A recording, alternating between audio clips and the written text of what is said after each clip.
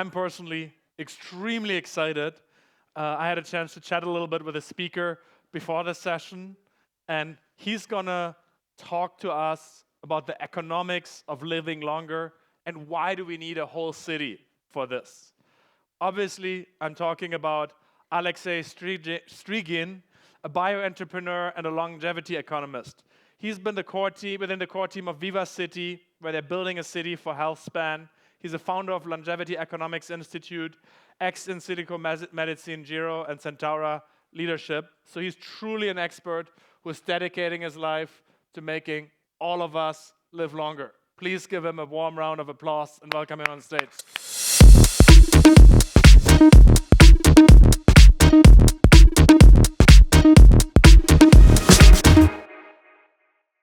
So, who wants to die?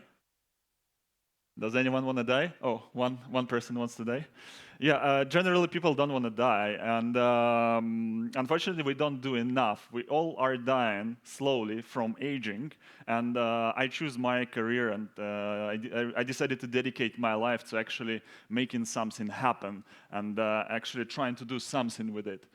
So, as Philip said, for about 10 years I'm already dedicated to longevity, and before that I was doing biotech, so mostly all my career I'm working on health, and now I graduated from doing startups to actually doing a startup city. Let's talk a couple of words about why we actually need to do that. So this is a graph from United Nations website. You can all go there and see it yourself. This is the amount of old people, older than 65, that will be on Earth by the end of this century. And you can see that's about 800 million now, and it will be almost 3 billion people by the end of the century. So there will be, but like, why it's a problem? Like, yeah, probably like if you have a lot of young people, it won't be a problem. But the problem is what health economists call old age dependency ratio. So it's how many young people do you have to support the older ones? And you can see, because of the birth rates that have been falling for the last decades, we can actually see that the amount of young people to support older population will decrease dramatically. So it's like it grows exponentially, but it actually shows that there will be it's the world data, so it will be like from 15 people for old people per 100, it will be almost 50 people. But like for high and middle income countries, which Romania is, it will be even worse. So in just 35 years, there will be 2 old people per 1 working person. So it's a problem today because when you get old, you kind of lose functionality, you can't work anymore, and you need support, and you become a burden to society. And like the question we in our industry ask ourselves, why it has to be that way? Why cannot we interfere in aging process such that when we are old, we're actually as productive as young people and we look as good? Like, let's do something with it. So like we will solve both the problem of the world and the problem of ourselves. We will just feel better, and our parents will feel better and don't die. Another graph to set up the discussion that you need to know is survival curve graph. It is actually data from England, but it's the same in all the world. So you can see the decline in innovation efficacy. So in middle of 19th century, basically, what are they? The survival curve on y-axis, you have how many people, the percentage of people that survive by what age, right? And you can see that the innovations worked great from middle of 19th century, but then each incremental addition to life expectancy started to fall off. But like you see, we have a lot of innovation in biotechnology. We have statins, we have GLP-1s, we have a lot of new drugs, but actually the effect we get from it is very small. We got much bigger effect from things like sanitations, actually wash our hands before we eat and wash our scalpels before the surgery. It gave us much better increase. And this is the performance of 100-year-old runner today. And like I've seen in social media, when you see it, you see a lot of comments like, "Oh, he's doing great.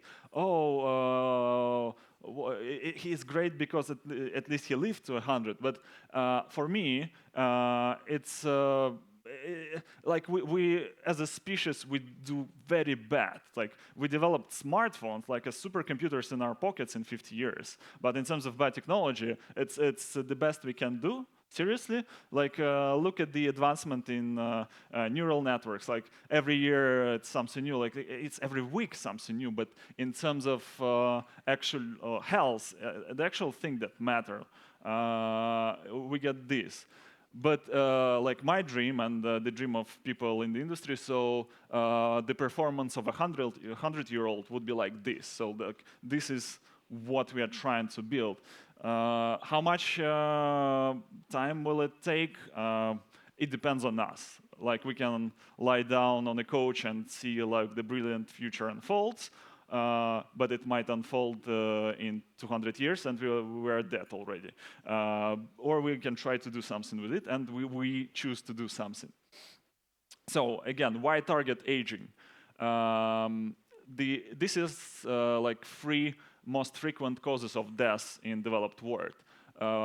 It's CVDs, cardiovascular, dementia, and cancer. And they all rise exponentially with age. So we can infer there is something behind this. Like aging process is responsible for this increase. Yeah, if there is actually interesting data from a health economist, J. Alshansky, who calculated, okay, what will happen if we solve all cancer? There will be no cancer anymore. How much years it will add to life expectancy? What do you think? And 5 years. It's 3.5 years. All cancer removed, huge industry who is trying to solve it, and it's only 3.5 years to human life expectancy. It is because of an exponential nature of deterioration caused by aging. So like we solve cancer, something else kills you. We solve diabetes, cardiovascular disease kills you. So we have to then solve the actual root cause, which is aging. Then we will make this all disease less relevant. Is it even possible? Spoiler, yes, it is. We have data in mice. We have data in many more animal models. For instance, mice lifespans can be extended by about 30% by the best drugs. And some worms' lifespans were extended by tenfold. So it is theoretically possible. There is no biology that prohibits us to do that. And we are quite close to mouse genome, as you know. So like, we are not that different from other animals in terms of actual biology. We happen to be a little bit smarter, but underlying biology is more or less the same. Is rejuvenation possible? Probably we can become even younger. And the spoiler is yes. There was some data published in 2020 where David Sinclair and his group, they damaged an optic nerve of a mouse, and they were able to, and this is the control experiment in the down. Oh, sorry. This is the control experiments in the bottom, so this is the damaged nerve. And they applied free, what is called epigenetic restoration factors, and they were able to restore the function of a nerve, and the actual mouse could see. So they did experiment, and the mouse could see. This is wonderful data and very promising data. There are some companies working on it. The problem is, it was 2020 when this experiment was done. This drug, this combination of drugs, is still not being tested in humans. So it's only being prepared for phase 1. So the industry is moving very slowly. Another, like, this is talk about economics as well. So, like, how much money adding 10 years, just 10 years, like, to our healthy lifespans will generate? Have some ideas in mind. So a health economist, Andrew Scott, asked this question, and he came up with this enormous number, like you can barely count zeros in there, and this is just for the US. So it's $367 trillion of economic value unlocked by 10 additional years. So, like, trying to solve aging is great for us, we'll feel good, our parents will live longer, and it will generate huge amount of money for the humanity. What's not to like? I'm kind of surprised that everyone is not doing that. By the way, we did a calculator where you can calculate this for your country, like how much 10 years or like how much 3 years will add to your country. So, like, trillions are a little bit hard to think in, like a trillion or billion, whatever, it's a big amount of money. But, like, we worked extended work of Andrew Scott, and we calculate how much per capita it will be. And, like, if you think, okay, adding 3 years to German lifespan will generate about 250K for me. I mean, it's a great idea. Let's fund it. Okay, and we are entrepreneurs in this room. Also, we want to ask questions. How can we capture value from this field? Of course, first obvious question, what we can do today? We cannot really do anything beyond healthy lifestyle, and we can unleash about 10 years with healthy lifestyle. And a lot of IT entrepreneurs, they're trying to basically use technology to persuade a person be a little bit healthier, like sleep a little bit more. I wouldn't advise you to go there unless you have some form of unfair advantage in terms of distribution. If you have like very, very large following, or you know Cristiano Ronaldo, or you know like a Professor David Sinclair who has 400,000 followers. If you don't have that, don't bother. You will lose money. You would rather just go and lose money on more radical stuff, which we do in the industry. And more radical stuff, it's like a first holy grail of industry, are interventions in aging. The idea is not new. I mean, ancient Sumerians wrote about it in the Epic of Gilgamesh. So it's quite there. For several thousand years, people want to live longer. I mean, if you read the Bible, there are some people who apparently lived several hundred years, so we probably have lost this technology. But whatever, people were thinking about it a lot. They were looking for fountain of youth in jungles of Florida, actually. They never found, but at least they were thinking about it. But nowadays, it's the first time in human history where we can actually do something with it based on science. And the first startup that was started in the industry was in the 1990 by Mike West.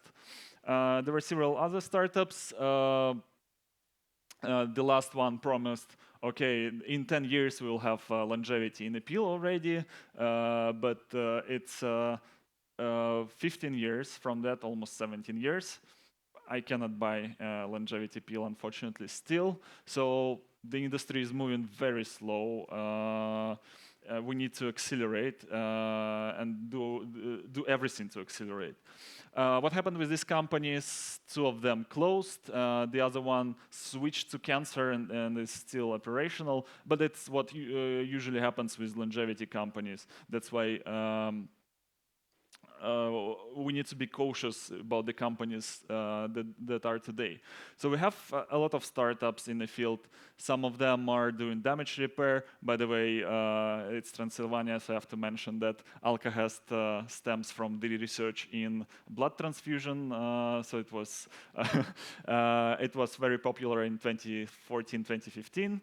There were like blood boys, and billionaires ordered a blood boy for them, but then FDA closed this opportunity, and they started to actually do research what factors in young blood can be applied to old blood, so you can rejuvenate old people. There are epigenetic reprogramming. It is the nerve restoration technology that I showed you before.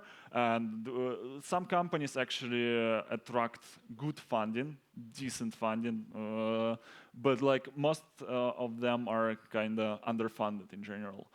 AI, of course, I was working for two of these companies, so also huge opportunity there. There is a talk about why do we need to work on aging? We just need to do strong AI, and it will solve aging for us. Yeah, it will be great. I mean, I will take that. But the truth is, we actually don't know when the AGI will come, and what the history shows, we just don't have enough data. LLMs are smart because they had a lot of data to learn on. With biology of aging, we just have not enough data. So the AGI will say, oh, guys, generate more data. It's we just might as well start generating the data right now. There are some business models, like a portfolio business models. There is also a bet, okay, humans are hard. It takes 10 years to bring a drug to the market for a human. How about starting with an animal? And one of the company raised more than 100 million for animal longevity pill. Another one is doing that for cats. This is, by the way, a Romanian-founded company, and they are currently raising the round. So if you're interested in your cat living longer, come find me. I will connect you. But there is a very, very big but, unfortunately, always. The number of drugs today on the market is still zero. As I said, it was promised in 2008 that it will be in 10 years. There is nothing. So if we don't accelerate, it might be zero in 10 years, it might be zero in 20 years, and then we'll die. Like in 10 years, our parents will die. That's why we decided to build this startup city.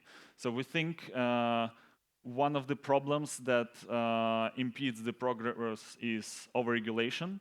So if we can cut the red tape and accelerate the field in terms of lowering the regulation, we might find something there.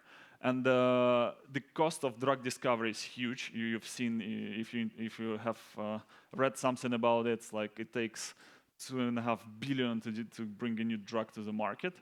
And can we lower that? Probably yes, because these costs are mostly for later stages of clinical development, like phase 2, phase 3, etc. And also, I suggest to think about it, like why we even have regulation. It is because FDA, European medicine agencies, and agencies like that, they protect us from harm. So if someone develops a drug that can harm you, there is FDA saying, okay, it's potentially harmful, we won't let you sell it to people. But like if we switch the argument and say, people are dying because of aging, and slow progress makes more people die, then you can afford actually to risk. And for instance, my grandfather, he's already dead, but he was experimenting on himself. So like there are people who are ready to risk and like generate the data for humanity, and whatever, I'm 80, I might as well, like whatever, I don't feel well, I might as well gamble on my health and try to be rejuvenated. So like, if there are enough people like that, but like if we postpone, don't have a drug against aging for another 10 years, 500 million people will die. So like we did this calculation and we're like, we should try to bring this drug as fast as possible. So yeah, this is the solution. We try to cut the red tape, and so like we're still developing the actual regulations, but most of them are closer to the libertarian ones. So like the drug developers will have to prove that the intervention is more or less safe, and then it is up to a patient or a biohacker or whatever person to choose, okay, do I want to take a risk and apply it, or no, given the informed consent, of course. So yeah, what if we can bring this drug in half a year instead of 10 years, and spend like $1 million or $2 million instead of billions? And like you might look at it and be thinking like, how can you do that? But we've done it as a humanity. Remember COVID? We brought COVID vaccines to the market in about 6 to 8 months. So like if humanity treats something as an emergency, it's possible. So we think we need to treat aging as an emergency. So that's why we're building it. Yeah. Why city? Actually, humanity have been solving problems with cities for a long time. For instance, Los Alamos was built to accelerate the development of atomic bomb. So Germans won't develop it first. It's a little bit tricky to do that for longevity. It would be ideal if a large government will decide, okay, we'll dedicate 100 billion and this territory for that, but we need to persuade them to do that. It takes a lot of time, so we started a bottom-up approach. So we were startuppers, we are entrepreneurs, so we are trying to move in iterations, in small iterations. So like how a new society and like a new city is built from an idea. And there is a concept called pop-up city. So it's basically a small city experiment or a very large conference. It's something which is like longer than a conference, but smaller than a university. So it usually takes like from months or 3 months, where people with similar ideas gather together in one place and try to live together. And then we tried several of these experiments, and then we have less uncertainty in how the actual new city would look like. So we tried this approach starting in Zuzulu in 2023. I was lucky enough to be one of the first citizens. In Berlin, we did a pop-up city dedicated to longevity, specifically. And actually in Honduras, we already tried the first permanent experiment. It unfortunately didn't go that well, but it proves that governments actually can give you a piece of territory and the freedom to make your own laws and build something on this territory. And you will ask, where is Viva City, where we want to build this city? The answer is we don't know. And we actually have a bounty of $1 million if you can introduce us to a decision maker, like a president, a premier minister of the country. And we choose this place, they allocate some land for us, and we choose this place, and then you get 1 million. And if you know someone who knows someone, you get 500,000, like half of the 500,000. So it's like a tricky marketing scheme. We have about 40 countries in the pipeline already with very good connections. So we shall see. So you can contribute in other ways. There is a Viva Frontier Tower. It's basically a 16-story tower, which was built recently in the middle of San Francisco. There is a pop-up city is happening there right now. It started just this weekend. So you can join there, and this is the best way to actually meet new people, potential co-founders. I met my co-founders there, and actually see how you can contribute. And you don't necessarily have to have biotechnology or biology backgrounds. Like there are a lot of work which is needed to be done. I mean, imagine a city. City is like everyone. Designers, AI engineers, everyone else. Also, there is a link tree. There are X Twitter, Telegram groups where we post our updates. Sometimes we look for volunteers or for posted job roles, so you can see what's new there. And yeah, that was it. That's my contact. So like a bunch of QR codes in the end. I have more QR codes in my pocket as well. So if you're interested, find me. I will be there until the end. And right now, I will also go to the Q&A room, and we can do more of a discussion there. And if you have any questions, or you say, okay, we have to die, I'll preview Alexey. So let's chat about it there. So thank you, guys.